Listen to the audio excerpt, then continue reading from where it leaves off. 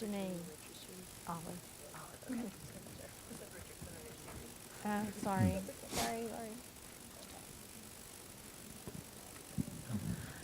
Good morning and welcome to Psychiatry Grand Rounds. As a reminder, if you want to register for attendance or CME credit, please call 423-200-3259 and enter the event code 19013. The Grand Rounds Committee would also like to request that you silence personal devices and refrain from unnecessary use during the lecture. This morning, I have the pleasure of introducing Dr. William Duncan and Ms. Janine Olive. Ms. Olive completed her BSN at East Tennessee State University. She graduated #1 in her class.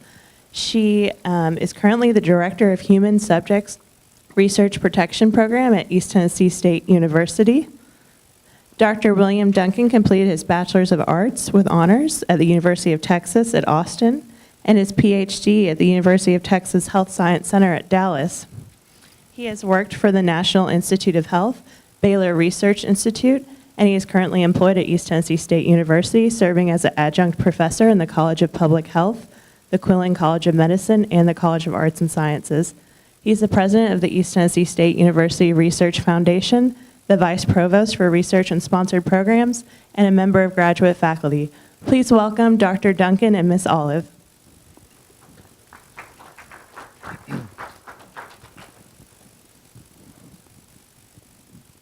Thank you. We're really pleased to be here today to open the discussion and presentation on the informed consent process that's involved in research activities. To begin with, disclosure of financial interests. We do not have any related to the context of the subject presentation, and we'll not be talking about the non-investigative use of devices, products, or other activities during this presentation. We'll begin with the learning objectives. Ms. Olive will go through and give the presentation, and I will be involved in some of the discussions that will go on during the process. Janine? Thank you very much for inviting us. Our learning objectives for today are to describe the ethical principles and regulations that govern informed consent research, and to synthesize ethical principles of the Belmont Report when you, in the future, design or conduct the informed consent process, and also when you design or conduct your informed consent process in the future, to be able to apply strategies to reduce barriers to participant comprehension during that consent process. I'm going to start with the first basic history overview of informed consent and why we require it. The need for informed consent arose in reaction to what are now considered unethical practices by researchers and clinicians in the early to mid-20th century and before. Historically, the relationship between a healthcare professional and their patient or research subject was more unequal than it is now. There was little expectation on both sides that a patient should question their doctor's decisions. Unfortunately, in some research, such as the infamous Tuskegee syphilis study, begun in the 1930s, some healthcare professionals have used people as research subjects without their informed consent. In this study, researchers tracked the progress of the disease in subjects over many years, withholding penicillin that might have helped or even cured them. The horrors of the experimental practices used by the Nazi doctors during World War II led to the creation of the Nuremberg Code, which has as its first statement, "The voluntary consent of the human subject is absolutely essential." As society changed in the second half of the 20th century, individuals claimed more responsibility for their own lives and rights, as evidenced by the civil rights movement, feminism, and activism by minority communities, such as those suffering from HIV/AIDS or particular disabilities. This rise in autonomy as a human right has reinforced the importance of the informed consent process. Several criteria have been suggested for the informed consent process to be valid. The person must be able to understand the information presented to them and be able to make a decision. The person must be given enough information and at a sufficiently understandable level so that based on it, they can make a decision. The person must understand the consequences of their decision. The person must be able to make their decision without being coerced. Finally, the person must give some indication of their consent, such as a verbal agreement or by signing a consent form. One way of thinking about the consent process may be like this. C. You are competent to make your decision. O. You are open to making the decision. N. You have the necessary background information to make the decision. S. You have the steps to be followed if you agree or disagree. E. You understand the explanation of those steps. N. You make your decision and notify someone. T. You tick the boxes and sign the form. So now we're going to do just a brief overview of the Belmont Report and the regulations that govern human subject research, particularly informed consent. You probably are already aware that the Belmont Report espouses 3 ethical principles that are the foundation of human research protection. Those are respect for persons, beneficence, and justice. And so the principle of respect for persons is the one that's most closely associated with informed consent. And these principles govern every interaction of human subject research. The principle of respect for persons in the context of informed consent means that people have the right to be treated as independent and capable of making their own decisions. And in the instances when people are not capable of making their own decisions, such as a child or a person who lacks decision-making capacity, there need to be extra protections to protect them in the process. This is a regulation that applies to both Department of Health and Human Services and FDA research, and those are the 2 regulations cited at the top of the slide. And the regulation is that no investigator can involve a person in research unless their legally effective informed consent or the legally effective informed consent of their legally authorized representative is obtained. This also is a regulation under both DHHS and FDA that the information that's given to the person must be in a language that is understandable to them. And we're going to talk quite a bit about that today as we go through the presentation, what that means to have an informed consent process that is understandable to the person or to their legally authorized representative. One of the things I do want to mention is that there are some changes coming to the informed consent regulation. You may be aware that the Department of Health and Human Services issued a proposed change to the common rule. The common rule is the set of regulations that a lot of federal organizations have agreed to that govern human subject research, and it was put out there in 1991, so it's been a long time since there have been changes. The process to change that final rule began about 6 years ago, and those changes were slated to be effective today. But on Wednesday afternoon, about 5 o'clock, an interim final rule was published that delayed both the effective and the compliance date of the changes until July 19th of this year. So we anticipate that the changes will become effective in July of this year. However, there's also language in the interim final rule that was published on Wednesday that indicated they will put another rule out for public comment and will consider whether the new changes should be delayed another 6 months until January. So as we receive more information, we'll be sure to keep you in the loop about that. As of now, we're going to begin a planning process for the July implementation date with the realization that it may in fact be next January. A couple of those changes that are incorporated in the new rule are that there will be a requirement for public posting of consent forms for federally funded clinical trials. There are a few exceptions to this, but by and large that will be the requirement. It is not yet specified what that public form will be. There's thought that it will be clinicaltrials.gov, but that's not known for sure. And the intent of this is to create a place where informed consents can be placed to enable transparency, which will also increase, I think, accountability in those of us who are writing and reviewing consents. The final rule changes are also going to require a restructuring of the informed consent so that it begins with a concise summary of key information that someone would want to know before they make a decision. And where we're struggling now is trying to determine what exactly is key information, what would a person want to know in this summary, but the intent is obviously under the principle of respect for persons to make sure that the consent information is provided in a format that is easily understandable. So as we get closer to the implementation date, yes. Is that better? Yes? Okay.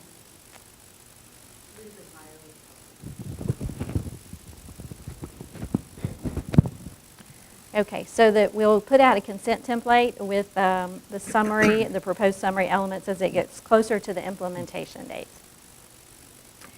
As I mentioned earlier, if people lack decision-making capacity or otherwise vulnerable, there need to be additional considerations and protections for those populations.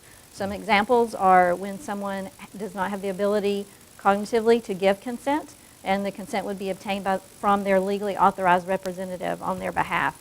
One thing I do want to point out is that you cannot enroll anyone by use of consent by LAR, legally authorized representative, unless the IRB has given you specific approval to do that.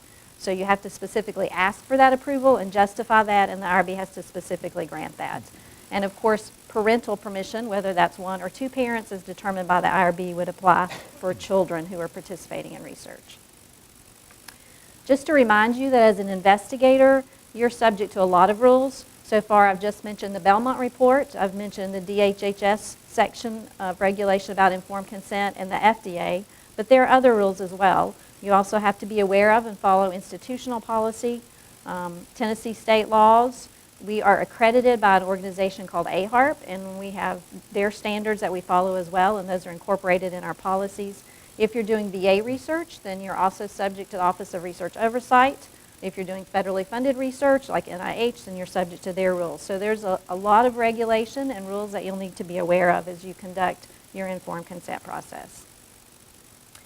Now, that slide that I showed earlier said that no investigator can enroll someone unless they obtain the legally effective informed consent of the person or their LAR. The regulations do allow, in certain instances, for consent to be waived or altered. And there are very specific rules about that. And so this particular pathway that allows the waiving or altering of informed consent has 4 criteria that you can see there on the slide. The research has to be no more than minimal risk. Granting the waiver has to not adversely affect the person's rights or welfare.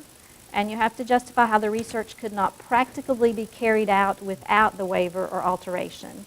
The 4th criteria does have a when appropriate. The subjects will be provided with additional information. So if you're asking the IRB to waive or alter the informed consent process, on your application, on your X form, you'll be asked to justify why you think your research meets these criteria.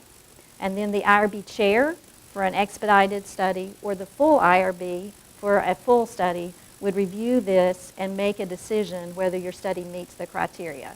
But just want to point out it's important that you consider these criteria and explain why you think your study meets these if you're asking for a waiver or alteration of informed consent. So we're going to take just a moment. I'll let you read this ethical case study that's about waivers / informed consent. And then if you want to talk to your neighbor about it for just a moment and think about whether consent should be obtained or whether it would be appropriate to grant a waiver.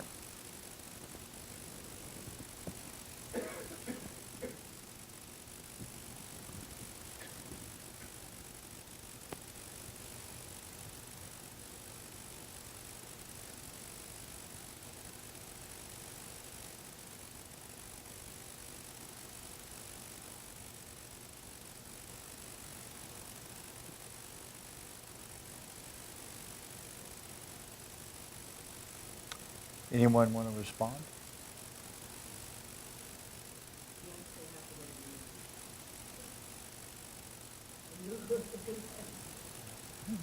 Yeah, let me add, you're correct. I think essentially what you do with the data, what you do with the samples have to comply with what you've described in the informed consent and the subject has agreed to.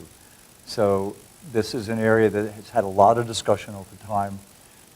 It depends on how broad you write to consent. You can write to consent so broad it'll never make it past the IRB. In general, most studies say, I'm collecting data, I'm collecting samples, and those samples will be used to study this disease. I would like permission to continuing looking at these samples as new technologies develop And those are generally agreed on by the subject. If you're doing DNA studies, there are a lot of possibilities to consider, and you can ask for a broad consent. I don't want to collect your DNA, we're going to sequence it, and we would like permission to use this to study a variety of activities. Or you can have a very specific consent that says we're going to collect your DNA, we're going to use this only for analysis of, let's say, Parkinson's disease or something of that nature. If any of you have been part of 23andMe and having your DNA analyzed for SNPs, it's a possible, they ask you the question with a very broad consent, will you agree to let us use your data to search for linkages between disease and provide us additional information? So there are variations here, but what's most important is that you clearly follow what the consent that was signed by the subject agreed to do, and if you have any questions, you come back to the IRB for interpretation.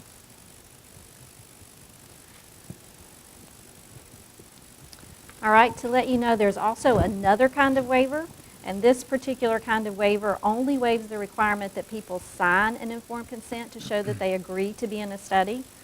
There are other ways that people can indicate their agreement. It might be verbally, for example, or it might be by clicking a box if you're doing an online survey. So if you want to ask that the IRB waive the requirement that people demonstrate consent by signing a document and allow them to demonstrate consent by some other means, then you would need to ask for a waiver of written documentation for non-exempt research. And there are two criteria there on the slide. The most commonly used one is the second, when the research presents no more than minimal risk and doesn't involve any procedures for which people would have to give written consent if they were doing them outside of research. So there are two different kinds of waivers, so be aware of that. Now I want to change gears a little bit and talk about your informed consent process. And when you first start to submit to the IRB, you're going to want to think through your recruitment and your consent process before you fill out your application. And there's a lot of focus, it seems, on the consent document itself, but the important thing to remember is it's really a process. And that consent process begins with the very first contact, whenever a flyer is posted, whenever an email is sent, whenever someone is called on the phone and told about research. That is the start of the informed consent process. And because of that, when you submit to the IRB, you'll need to include all your proposed recruitment methods and the materials that are associated with those methods in your IRB submission. So emails, proposed flyers, phone scripts, etc. would need to be included, as well as a description of how you'll recruit for your project. When you're designing your consent process, it's a best practice if you can consider providing the person the informed consent before you meet with them to talk through it. That gives them an opportunity to review it and come prepared with their questions. So it's not an absolute requirement, but it's certainly a best practice. And so you can consider doing that, and if you're going to incorporate that in your process when you submit to the IRB. Probably goes without saying, but nevertheless we'll say that all your proposed informed consent documents will need to be submitted for IRB and review, as well as a good description of your process. Unless you're going to request that first type of waiver, the waiver or alteration of informed consent, then your consent will need to contain all the required elements. And if your study is subject to HIPAA, it will need a HIPAA authorization as well. And so you'll want to be sure that that is complete and consistent with the consent. So for example, you don't want a consent that says we're going to video you as part of this study and we're going to show it at future conferences, and a HIPAA authorization that says nobody but the study staff and the IRB will see your information. So make sure that those two things are consistent so that the person gets the correct information. If the target audience of your particular study is the general public, then you need to write it in 8th grade language. And you can check the readability of your informed consent before submitting it several different ways. You can do that in Microsoft Word. There are several readability tests online where you just paste the language and click check readability, and it will return the grade level for you. This was a sentence that was submitted to the IRB on a health literacy study. The first sentence under the purpose section read, "The purpose of this research study is to study the impact of health literacy on knowledge of preventative measures for childhood obesity and to study ways to improve a mother's knowledge about preventative measures." And when we ran that through a reading scale, it was 18th grade, so Flash Kincaid. So be sure that if you're writing for the general public, that your consents are written in the 8th grade level. And that is a key concept to presenting the information in a format that is understandable, in language that's understandable to a potential participant. So take a minute to read this sentence. If you have an idea how that could be rewritten more simply, just kind of shout it out.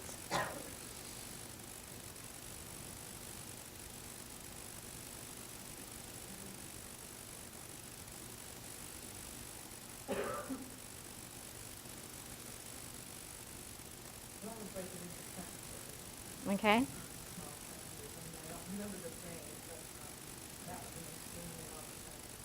Oh, okay.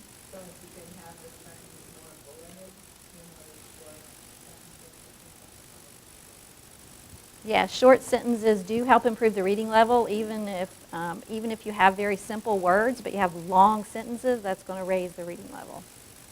Any ideas of how this particular sentence could be rewritten in a concise format, more understandable format?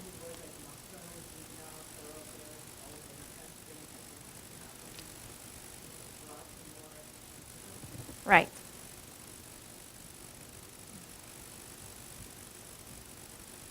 So a short and sweet version of this is night jobs help keep kids off the streets. So you can see sometimes it's a little bit difficult to write things in a more understandable format, but it's very important to do that. Here are some suggestions to help you improve readability when you write informed consents, as we've already just mentioned, and thanks for that suggestion. Using the short sentences is a great one. You can use bulleted lists or tables or graphs. Those help display the information in a more readable format. Avoid technical terminology and medical ease. If you need to use a medical term, then explain it in lay language. And you can explore simpler organization of your consent form. For example, if your study has several visits, the best way to display it might be, a visit 1, you do X, Y, Z. A visit 2, you do this. An alternative way might be to explain the procedures and then say, at visit 1, you do procedures 1 and 2, and at visit 2, you do procedures 3 and 4. So explore that and figure out which helps your consent flow better so that it'll be more understandable to the person who's reading it. So Dr. Goodkin specifically asked us to include the elements of informed consent. There are 8 required elements, so I'm curious what you think about this slide.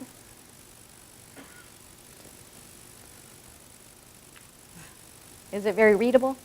No. Okay, so here are the 8 elements bulleted. So this is an example of how you can write informed consents in a much more understandable format. Instead of a long paragraph, you can use bullets. So the 8 essential elements that have to be included in a non-exempt informed consent are its research and what they're being asked to do and how long that will take, what the risks and discomforts are, the potential benefits, alternatives, the provisions to keep their information confidential, for studies that are more than minimal risk, how an injury might be handled, and contacts if they have questions, and then the fact that participating is voluntary, and if they choose to not participate or choose to start and later change their mind, there will not be any penalty for that. So those elements always need to be included in informed consents. And then there are 6 additional elements that need to be included whenever it's appropriate. Same point, much more understandable with bullets. If your study has potentially unforeseeable risk, for example, if you're doing research with investigational drug, then your consent will need to say bad stuff might happen that we don't know about yet. If you would take a person out of the research, regardless of whether they wanted to go out or not, then you would need to include that in your informed consent. For example, if you're doing a research study and if their creatinine gets to a certain level, they have to be removed for safety reasons, that should be disclosed in the informed consent up front. If it will cost them, they should be told.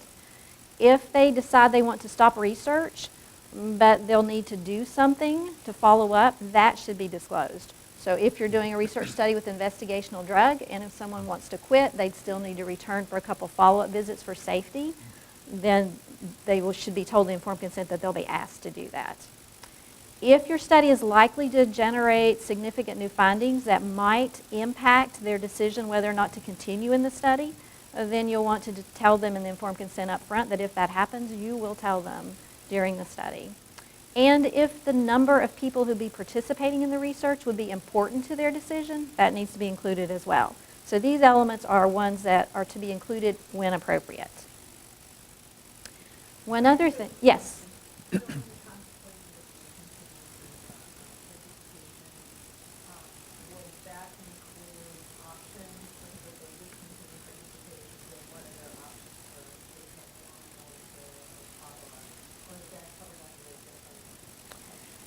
So I think if you're talking about a study where you involve treatment, that involves treatment, then you would want to discuss those particular options, especially where it would impact their medical treatment or their safety if they needed to transition to that medicine or another medicine under routine medical care as opposed to getting this investigational drug. That should be discussed. Yes, yes, yes. One other thing to keep in mind is if your study meets the definition of an applicable clinical trial, and that is a very complex definition, then it needs to be posted at clinicaltrials.gov, and the consent needs to include specific language about that. It's here on this slide. So we've talked a lot about what needs to be included in informed consent. I want to also mention what cannot be included in informed consent, and that's exculpatory language, and that is prohibited by the regulations. So exculpatory statements are statements in which the participant is asked to agree to something or to waive something, and it's usually something that would be unfavorable to the subject. On the other hand, if your statement simply sets forth facts, then that is generally not viewed as exculpatory. So here's a couple examples. The first one is, I understand that I will not sue the sponsor or the investigator for any negligence. So let me just do a show of hands. How many think that language is exculpatory? Okay, so that is exculpatory language. It appears to make them waive their right to sue someone, so that would not be allowed in informed consent. Sentence number 2, the institution has no policy or plan to pay for any injuries you might receive. How many people think that sentence is exculpatory? Okay, nobody. Correct. That is a sentence that simply states facts and is not viewed as exculpatory. So several years ago, about 2005, I think, when we first went through our accreditation process, our ETSU template language said something like ETSU will not pay for injuries beyond first aid. And we were told by our accreditors that's an exculpatory sentence, and we had to change it to say ETSU makes no commitment to pay, so that it was stating a simple fact rather than making someone appear to waive a right. So be sure you don't include exculpatory language in your informed consents. So that enough about writing the consent. Now we'll move on to when you actually get your IRB approval and you're ready to conduct your informed consent process. To have full autonomy, to fully respect that principle of respect for persons, people have to have the ability to understand the information and to make a free choice whether or not they want to participate. So your job as an investigator is to make sure that they have the ability to understand the information and that they have the environment is created where they will not be experiencing undue influence or coercion so that they can make a free choice. These are a couple just principles I want to mention to make sure you know. You have to get informed consent before initiating any study procedures, and the way that you do your informed consent needs to be consistent with what you told the IRB and what the IRB approved. There are some barriers to that first aspect of helping people understand, and so it's important that you can recognize these barriers and then address them. So obviously capacity is a barrier.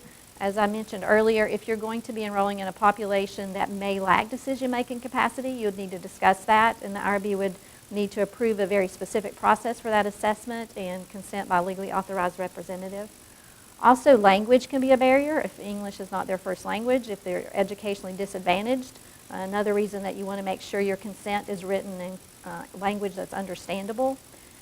If the environment is noisy, busy, then they can be distracted, so it's always best to provide a quiet place to discuss the informed consent. If the potential participant is in a state of anxiety or fear or pain, that's going to interfere with their ability to understand the information and make a choice. The readability of the consent, as we just talked about, is a big factor, as is the adequacy of the information that's provided. So you can have a consent that's very clearly written, but if it doesn't convey all the important information that someone would need to know, that's a barrier to their understanding and to their making the decision that is right for them. So now that we've identified those barriers, we're going to talk about just a few ways that you can overcome them. First would be know the study. So if you're going to be involved in the informed consent process, make sure you understand the study and the protocol, so that if a potential participant asks you, how many times do I have to come back for a follow-up visit, you know the answer and can tell them very quickly. Provide privacy when you're conducting the informed consent process so that they have a quiet environment which enables their focus, and also they have a private environment to be able to ask any questions that they feel are necessary. If you can take a few minutes to establish a relationship, communication with that person, then that is very helpful instead of just diving straight into the informed consent. One of the things you'll want to do is assess their cognitive capacity at the beginning and also throughout the study, particularly if it's a population that may lose decision-making capacity as the study progresses. A helpful tip is to start with explaining the consent process itself. We live in such a society that people just sign documents quickly without looking at them, and so you want to explain the process and why you're going through this and why it's important that they read this and why it's important that you have this discussion and that they ask any questions that they have. And then start explaining the study in particular. But if you start out explaining the consent process, that gives a helpful framework. Then you want to make sure they have enough time to think about it. So if someone's hesitant, by all means say, why don't you take a few days to think about that if your protocol will allow so. And make sure that you give them time so that you're not rushing them or you're not rushing the informed consent process. You want to make sure you're available to answer their questions. If there's doubt about their understanding, using the teach-back technique is a very effective tool to make sure that they understand the information that they're being provided. And also ensure, as we mentioned, that they can choose free from any coercion or undue influence. Now, that means if you're a physician and you're enrolling your own patients, that you need to be crystal clear that their decision whether or not to participate in your research study will not impact the clinical care that they receive from you.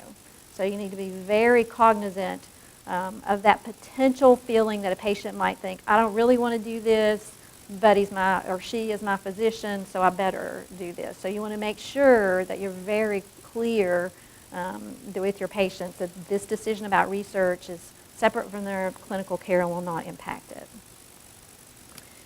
And then as we've mentioned, it is a process, so it's not just a one-time thing. It's not just we got the consent signed, they're good, we can continue this research for the next 3 years. At every visit, if your study involves follow-up visits, you want to ask if they have questions. At the beginning of the visit, tell them what's going to happen at that visit, and also, very importantly, provide new information that would impact their decision potentially as it becomes available during the study. All right, so we've talked a lot about tools for research, and those are important. Ways to make the informed consent more readable, communication tools, but when it comes right down to it, it just depends on the heart of the person who's getting informed consent, and I think that's an important message.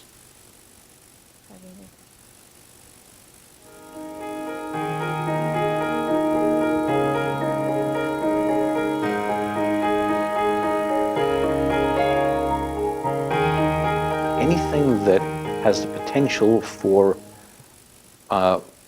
educating subjects about what they're going to be doing, what we're asking them to do, what they're doing out of the goodness of their hearts, that helps them understand is a good thing. There isn't a magic bullet out there. We have this fantasy that one of these days we're going to find the perfect tool and informed consent will be real. Informed decision-making will be real. And I don't think that these tools are going to be necessarily that answer. I think the only answer is the hard answer, which is to say that the more time you spend with, you as an investigator spend with the potential subject, the more likely they are to understand what it is that you're asking them to do. And the tools may make it incrementally better. Executive summaries make it better. A list of questions you ought to think about make it better. There's a very smart community member who taught me that. But they don't answer the question. The only thing that really makes it better is spending more time, is the investigator understanding that this is their responsibility, and the investigator understanding that consent is not an event. Consent is a process that starts from the moment you meet them, maybe even before, and continues for the whole duration of the research. And when investigators focus on that, the consent form as the event is when we lose them. And that's, so unfortunately, the tools are aiming at that consent form. And they can maybe make the consent form better, but they don't help the process.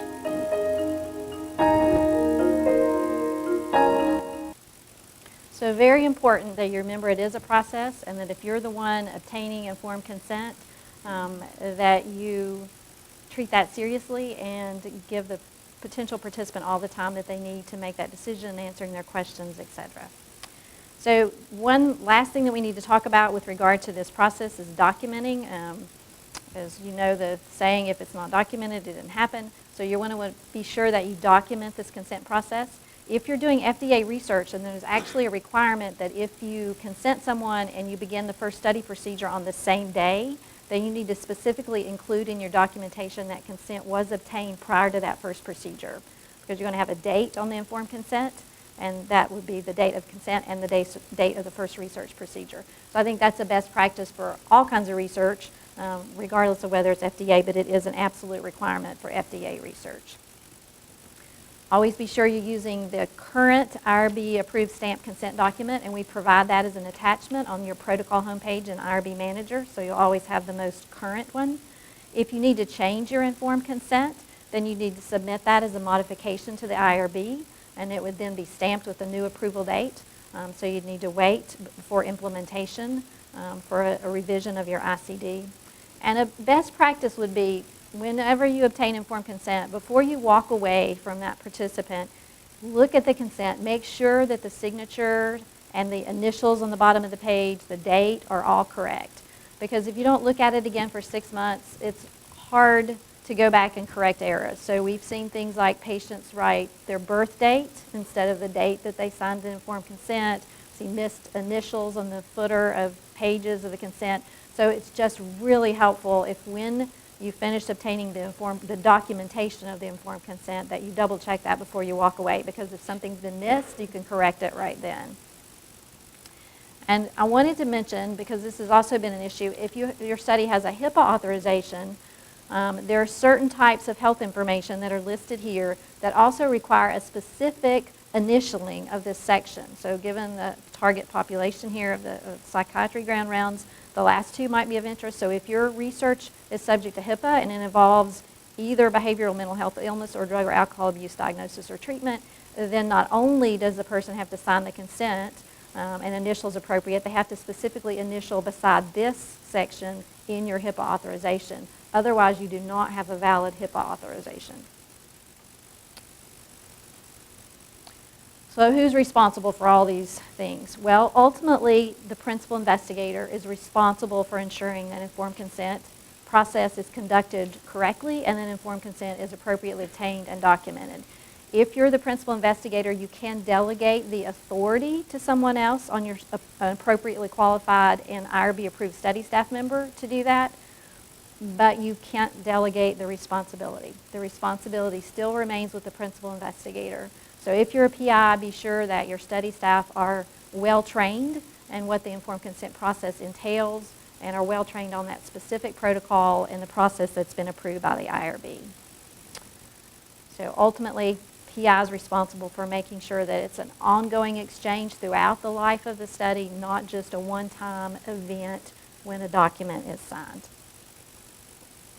As far as retaining consent documents, ETSU policy requires that research documents are stored for 6 years from the end of the calendar year in which the study is closed. Now, your sponsor or other entities such as FDA may require that that's longer, so it's 6 years or the longer period. All right, so we're going to kind of change gears a little bit here and end the presentation with a brief video that talks about consent in a very different setting. Even though the setting is very different, it displays the underlying principle of respect for persons. Yep. Maybe. If you're still struggling with consent, just imagine instead of initiating sex, you're making them a cup of tea. You say, "Hey, would you like a cup of tea?" And they go, "Oh my God, I would love a cup of tea, thank you." Then you know they want a cup of tea. If you say, "Hey, would you like a cup of tea?" And they're like, I'm not really sure. Then you could make them a cup of tea, or not, but be aware they might not drink it. And if they don't drink it, then, and this is the important part, don't make them drink it. Just because you made it doesn't mean you are entitled to watch them drink it. And if they say no thank you, then don't make them tea at all. Just don't make them tea. Don't make them drink tea. Don't get annoyed at them for not wanting tea. They just don't want tea, okay? They might say, Yes, please. That's kind of you. And then when the tea arrives, they actually don't want the tea at all.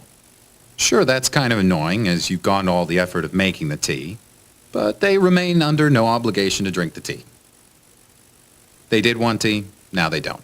Some people change their mind in the time that it takes to boil the kettle, brew the tea, and add the milk. And it's okay for people to change their mind. And you are still not entitled to watch them drink it.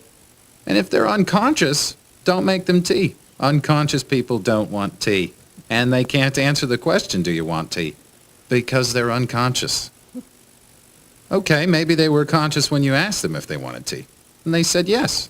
But in the time it took you to boil the kettle, brew the tea, and add the milk, they are now unconscious. You should just put the tea down.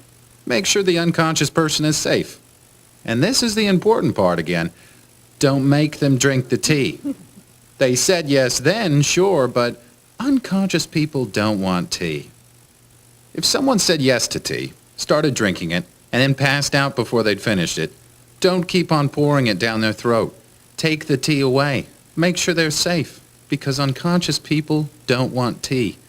Trust me on this.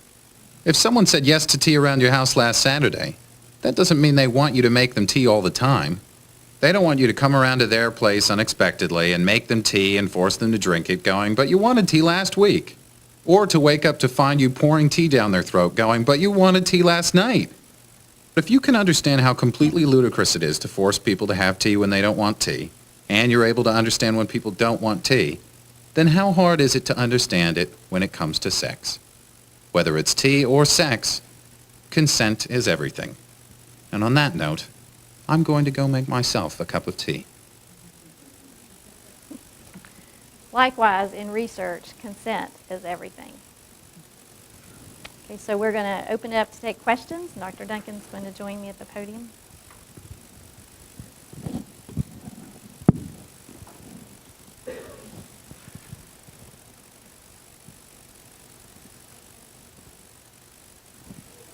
And I'd also like to recognize Dr. Youngberg, who's the medical IRB chair, is here. And if you want to come down, you're welcome. But I did have a question, actually. I wonder if you and Dr. Duncan could give some examples or discuss a little bit for people what they might qualify their study for a waiver of consent in terms of the most difficult question being why is it not practicable to get informed consent? You have to have a reason for myself and I understand waivers. Could you talk about something that might be acceptable before we grant it? Okay, so the question from Dr. Youngberg is regarding the criteria for that first kind of waiver where the entire consent process is either waived or altered. So an example of a study where that might be appropriate would be a chart review, a retrospective chart review, where the charts that you want to look at, you may not have current contact information, that may not be under current care, etc. So Dr. Youngberg is asking about the third criteria, which is with regard to impracticability. It's generally easy to make sure that you've structured your study so that the first criteria, the research is not more than minimal risk, is met. The risk of a chart review is going to be potential loss of confidentiality, and if you have appropriate data security measures in place, you can minimize that risk to be less than minimum. The second criteria won't adversely affect their rights and welfare is also relatively easy to justify, but the third criteria regarding impracticability is very difficult. So first I'll start by saying what are not reasons that would meet the criteria of impracticability. So researcher inconvenience is not a reason that makes the research impracticable. The cost of consent, also not a reason that would make obtaining consent impracticable or doing the research impracticable. Needing to complete the research in the next 3 days is not a valid reason for impracticability. So the real question is you turn the question around and say, if I had to get informed consent to do this research, could I do it? Could I do the research? And if your answer is no, then you need to explain why. Well, why couldn't you do it? If your answer is yes, well, then you don't qualify for the waiver. So a good example, and I brought this because I thought this might be a question, of impracticability is where you might have a large sample size where the potential participants are no longer being seen as patients. Many may be deceased, many may be lost to follow-up or difficult to contact, and in this case, requiring consent might greatly decrease the sample size and thus bias the sample. So that's a pretty robust reason for impracticability. If you're doing a study such as some kind of registry study evaluating adverse events of a drug or device, you might be able to say, I need to include all the records so that we get a valid study result. Because if I only got choice people returning consent, I might get people who had a problem or people who are well satisfied, but I'm not going to get the full picture of the potential adverse events that have occurred with this drug or device, and my research results would not be valid. You have anything to add to that, Dr. Youngberg? I think that sounds good. If people have any other ideas, we're always looking for other reasons to say that something is practical. So let us know if you think of some others. Those are the reasons that we most often use when we do that. And I did have one other question, if you could just discuss briefly. One thing we run into sometimes is survey research. Survey like phone research when the study is covered by HIPAA. And we have that issue where the waiver of written documentation under the research rule, the HIPAA doesn't have anything. Unfortunately, correspond. Can you discuss that situation a little bit? So we mentioned under DHHS rules, there are two different kinds of waiver. One's the one we just talked about, a waiver or alteration of the entire consent process. The second being a waiver of a signature. That would allow people to give their consent either verbally or by clicking a button, some other method. HIPAA does not have that same dichotomy. HIPAA has either you get a valid signed authorization or the IRB has to grant a waiver or alteration. So it doesn't have a corresponding category to allow the IRB to waive a signature requirement. So it does present a challenge if you're doing research that is subject to HIPAA, that is part of a covered entity and you're accessing or using or disclosing or creating PHI, and you need to have a HIPAA authorization. There isn't a corresponding category to allow a waiver of the signature requirement. So it's a challenge. Yes. I had a question. In the context of psychiatry, we have a number of patients that present who are on benzodiazepines or opioids, both of which could potentially affect mood, alter mood, making people more amenable to things that they might not do if they were really clear. And I know that you do ongoing cognitive assessment, but let us say that someone comes in and the study starts in the emergency department, I'm just making this up, and they do their first agreement, but the clinician or whoever's getting the informed consent doesn't know, because people can look pretty okay, but really not be true to who they are under the influence of like OxyContin or benzodiazepines. And I just wondered, how do you assess in that context that you really, the person really is giving you a clear mind informed consent? If they seem, let's say they seem relatively clear, but there's just, but you know, in other words, reasonable minds might disagree, but there might be a unconscious bias on the part of the researcher to say this is a, yeah, this is a clean cognitive assessment. How do you, you know, because I could see that coming back in court later with somebody saying, well, I was on 4 milligrams of clonazepam. Why do you as a trained psychiatrist not recognize that that would affect my judgment, for example? Well, that's a very difficult question. I think I'll defer. Yeah, I think that's a tough one. And I think one of the areas of consent under those kinds of situations is you have to look very closely at the type of patient that might be evaluated.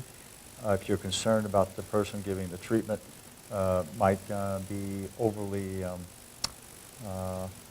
enthusiastic about enrolling, you might ask someone else who wasn't on the study, actually the PI of the study, to be approved to do consent, and so they would be potential to evaluate. One option, you could have 2 evaluations. You know, if the IRB is concerned, they could say, you know, this is an important study. We have concerns about patients not being cognizant, sufficient cognitive ability to give appropriate consent. There are other areas that are even iffier and crazier, is giving consent at the EMR level, in terms of, and there are mechanisms that are established but often confusing about getting community consent, where the individual could be at the level of the traffic accident and be unconscious, and you're going to evaluate the type of IV fluid you're going to be using. And those are very difficult to get going. A lot of work has to be done ahead of time. But they go on, and sometimes there are issues that pop up about the individual being concerned. But I think there are approved mechanisms which are allowed for get community consent, and then obviously you could consent, I guess, that individual when they're awake, and if there's further evaluations to be done. But generally, it's just a one-off in that case. So a couple things in response to your exact scenario. So one would be if the research consent process did not have to happen in the ER, then that would be a better framework where they would allow more time for evaluation in an environment that's more conducive to the consent process. Sometimes there's research that has to be done that way. I used to be a research coordinator, and for 10 years I did cardiology studies and MI studies where time is muscle. And you had a very brief window to be able to consent people to try an investigational thrombolytic, for example. So some research just has those constraints. But if that particular research study didn't, then it'd be better to defer that until the patient is more stable and in a better condition to make that decision. I would be curious whether there are clinical tests that are used to evaluate decision-making capacity for their own medical care that could be used as research tools to evaluate their capacity. If the decision that I think this person has capacity was made, one of the things I would really encourage was that would be well documented.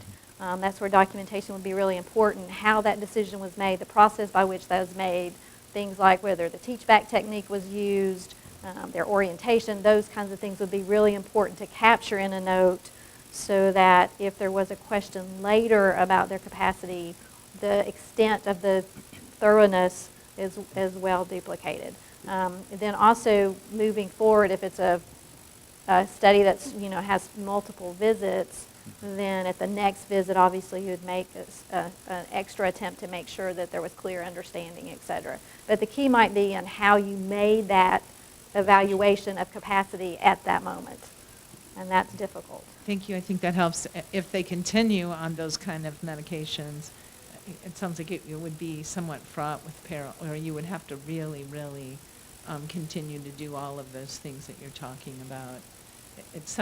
To me, it sounds a little risky in that population, because there are people that want to stay on those medicines. They don't want to come off, because the cleanest way would be to taper them off those kinds of medicines and see if in their alert mind. I think of this because my husband was in a bad car accident. He was put on high-dose OxyContin in the hospital, and he gave consent to everything. I had to go back through and call the doctors and say, no, we're not doing that, yada, yada. He was happy as a clam, and he would say yes to anything you put before him. But he looked, if you didn't know who he normally was, you would think he was fine. So it just pointed out to me in a powerful way how much those kinds of medications can alter how people think, process, and maybe are not out of the goodness of their heart agreeing to something. It's because of mind-altering meds. I see Dr. Youngberg raising his hand to I comment. was just going to add a couple little things to that. We actually had a situation where someone in the pharmacy pharmacology area was thinking about doing some research. Oh, I'm sorry. Was thinking about doing some research on alcoholics, like people that were admitted for acute intoxication, and a somewhat similar issue came up. You could talk with them, but what is their true capacity? And he was posing that as a possible thing that I and the IRB would have to consider, and it hadn't actually come through yet, but while he was working on that, he actually uncovered several published articles in the medical literature that actually discuss that particular problem. So I think and unfortunately, I don't remember all the details off the top of my head, but for a number of these various that you and Dr. Duncan pointed out, questionable capacity situations, if we actually get into one, there may be guidance that we can uncover, by doing a literature search. Also, we have capacity questions and also a category of vulnerable population that has special reviewers and special questions for cognitively impaired. And generally, when I get one that involves those issues, my main go-to reviewer is actually a psychiatrist at our affiliated VA hospital. And she has some experience with cognitive impairment and so on. And so usually she winds up offering people who are not specialists in the area or something guidance on how to do that. I think there would be, I don't know how active psychiatry is going to get in research, but those things may pop up with your type of research more frequently.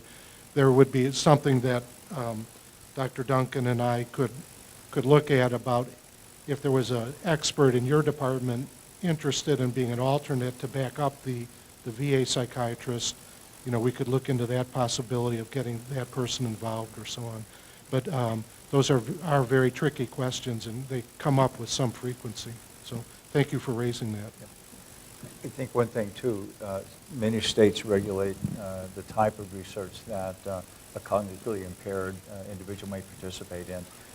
Many states say that if you're going to do research on someone who's cognitively impaired, you can't do diagnostic studies. You may do a study that's potential for improvement and efficacy. So you have to look at all of those issues and look at the potential impact upon the study and where you will carry it out. I had a question, a couple of questions actually. So the interesting thing that you put up there about the reading level, Yes. is that whatever site or whatever you put that into, is that available on your IRB site?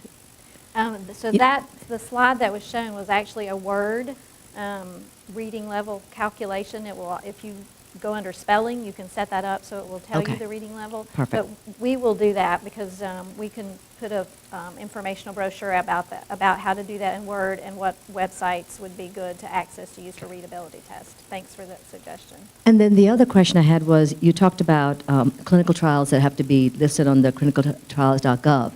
Is that looking at any clinical trial, a pilot trial with very few patients, or is there like a number that would be relevant? I'm just curious because it could become so overpopulated with very small ends of pilot studies that might be undertaken. Right. So it's a very complex definition, but my understanding is that a pilot study that's with an investigational device may be excluded from the definition of applicable clinical trial, but I don't remember numbers playing a factor in a study that's not a device study. Yeah, I was looking more at medications or interventions, that kind of thing.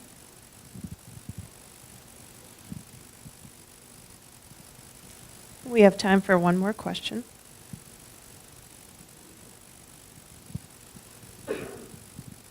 I was wondering if you would both want to comment on the process of assent. Okay, so assent in the context of children or assent in the context of cognitively impaired participants? Both would be of interest, yeah. Okay. So with regard to children, the general principle is that children under 7 really don't have the ability to assent. But sometimes you can use, if you're working with 4 or 5-year-old, you can use just a very brief 3 or 4 sentence explanation of the research and ask them if it's okay. But as far as written assent, it's generally not required for under age 7. Many times if you ask a child who's that age to sign a paper, they don't understand that it means I give you permission. They think it means this paper belongs to me because they sign their name on their papers at school. So if you have a study where you're going to involve children and there's a wide range, you might have several different proposed assents. This is what I'm going to do for the younger children. This is what I'm going to do for ages 9 to 12. And for teenagers, the assent can look very much like a consent, particularly if it's written in 8th grade language. The IRB is the one who makes the decision which age or what range is appropriate for the children to give assent, and whether that assent has to be documented by their signature, the child's signature, or whether the assent can be documented by the investigator. As far as cognitively impaired, assent would be a key concept. If you're having the legally authorized representative provide consent for the person, then you also, within the abilities, are going to want to seek the assent of the person. And so you can have a proposed process, whether that's a verbal or a written process, to communicate that information. One of the key concepts for both children and those who lack decision-making capacity is that you should have a plan to observe dissent. And that is, if the child starts crying or the adult pulls away, you're going to stop. So even if the IRB does not require active assent, if there is dissent, you should stop the research. Anything to add? Does that answer your question? Okay. Thank you very much. And if you have questions, feel free to contact any of the three of us.